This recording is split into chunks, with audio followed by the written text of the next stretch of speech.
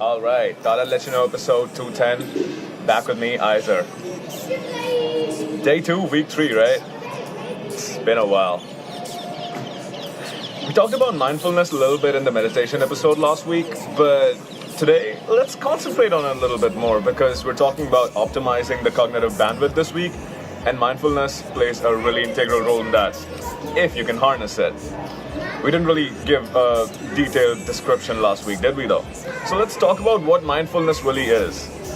It's the basic human ability, to be fully present, to be aware of where we are and what we're doing, and not be overly reactive and overwhelmed by what's happening around us.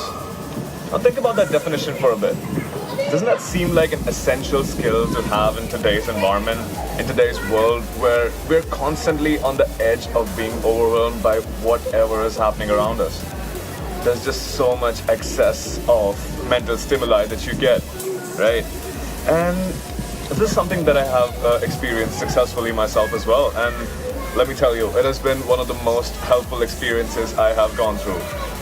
The best part about mindfulness is that you don't really need to, define a specific time for you to be mindful.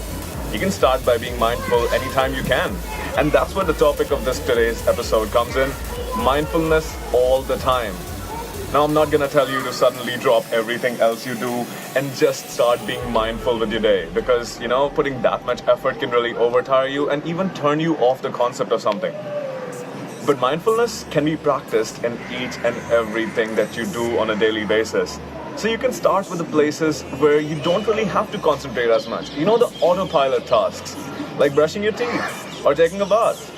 Just try being more aware of where you are, of what you're doing, of the sensations. Don't necessarily think about it. Just be aware.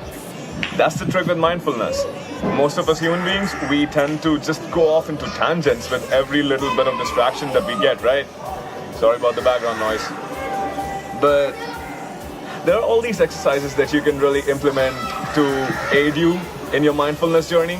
And I'm going to share one of these today, but we're going to definitely have a more detailed course on mindfulness pretty soon. So this technique is called the STOP technique, right?